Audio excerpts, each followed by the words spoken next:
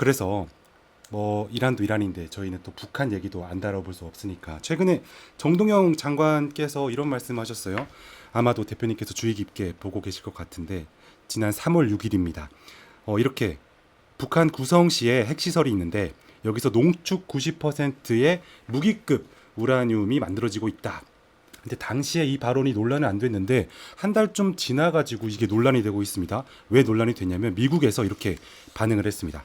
한국 정부가 기밀을 유출했다. 대북 정보를 제한하겠다.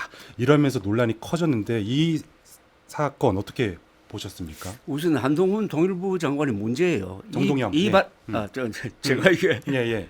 저 정동영 동자 붙은 사람 이야기를 많이 하다가 한동훈 또그 뭡니까 장동혁 예, 장동혁까지 넘어가는 경우가 있는데 동의의 대세네요. 예. 이 정동영 통일부 장관은 그동안에 굉장히 위태위태했어요. 아하. 첫째가 뭐냐면 취임하자마자 네. 북한이 김정은이가 남한을 적대국으로 규정을 하고 두 개 적대국론을 펴니다. 통일 이야기는 안 하고 거기에 호응을 해가지고 그럼 우리는 평화적 두 개 국가론으로 가겠다고 했어요. 이게 헌법 위반입니다.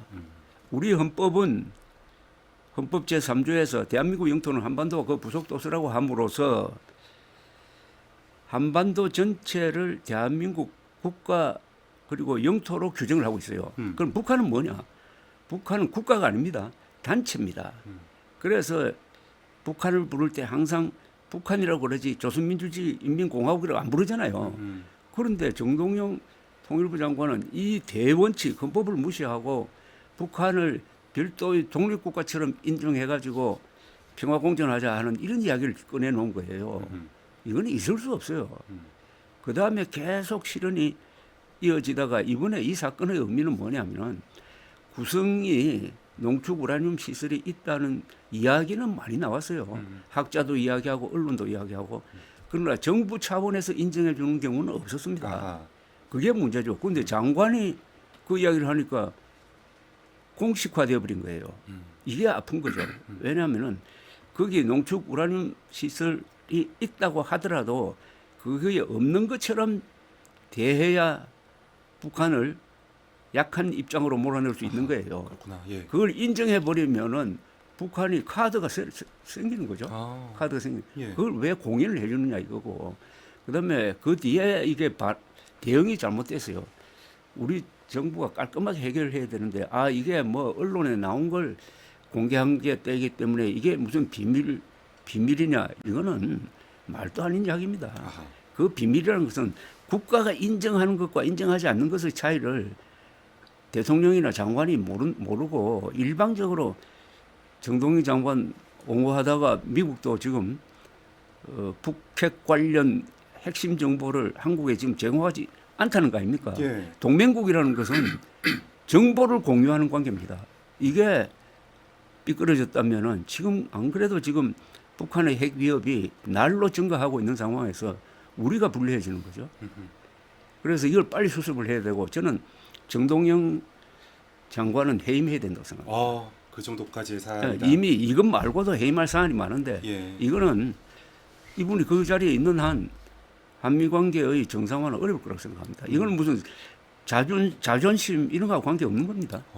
그러니까 이 사건의 어떤 핵심을 기밀 유출의 여부가 아니라 이렇게 한국 정부가 공식적으로 발언하고 공식적으로 인정해 줌으로써 북한의 지위가 좀 더 뭐랄까 높아지고 그렇죠. 그런 어떤 유리한 위치를 선점할 수 있게끔 우리 한국 정부가 했다 이렇게 보시는 것 같습니다. 그런데 미국은 자기들이 제공한 정보를 가지고 정동영 대통령이 생색을 냈다 이렇게 생각하는 거 아닙니까? 그러니까요. 예.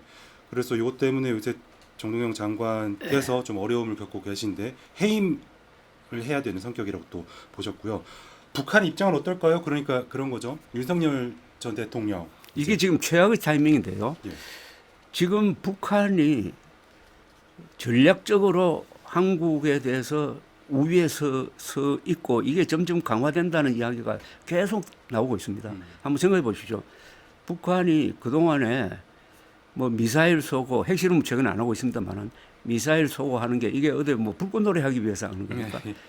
확실한 핵 전력을 완비하겠다. 잠수함까지 포함해 가지고 그 일념으로 해온 겁니다. 이게 거의 완성 단계에 들어가서 이제 북한은 그 실력이 거의 이스라엘도 공식적으로는 핵무장 국가를 이야기를 안 합니다. 그렇죠. 그러나 누가 다 알고 세계가 있죠. 다 아는. 예.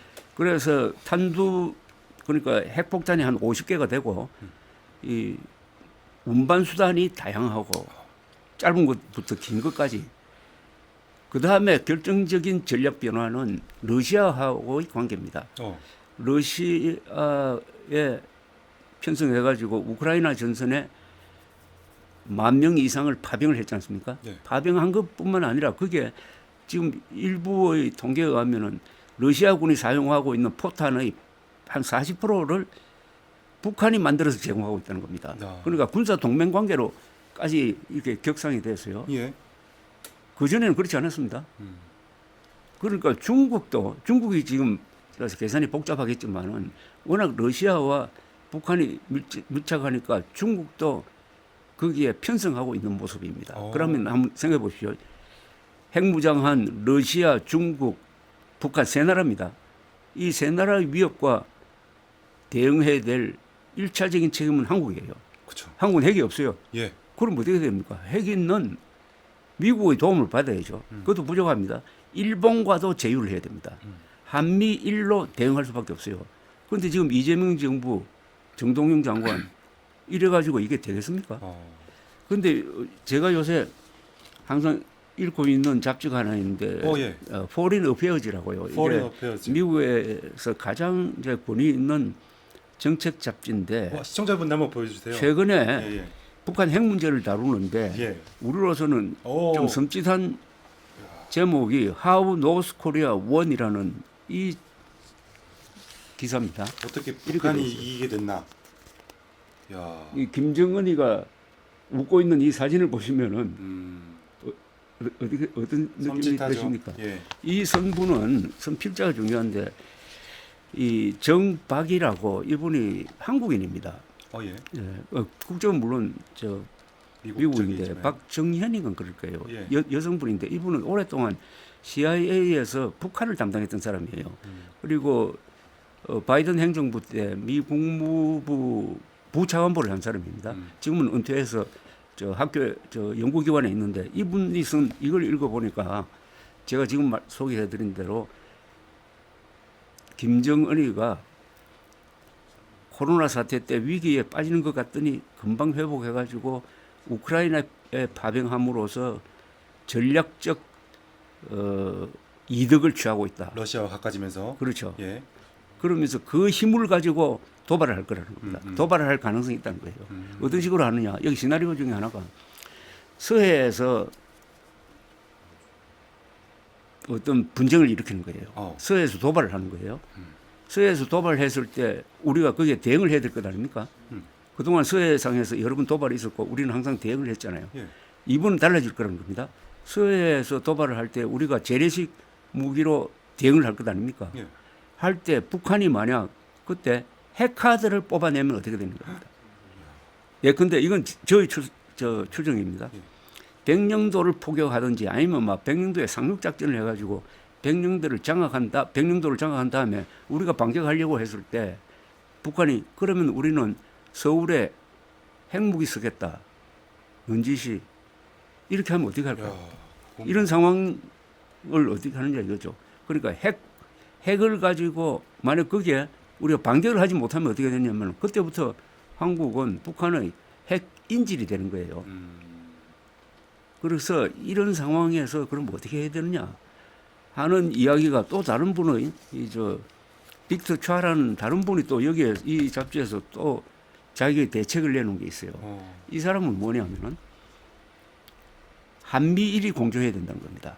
이제 북한, 러시아, 중국 3대 핵무장 국가가 똘똘 뭉쳤기 때문에 여기에서 한국이 단독을 할 수 없다. 일본이 단독으로 할 수 없다.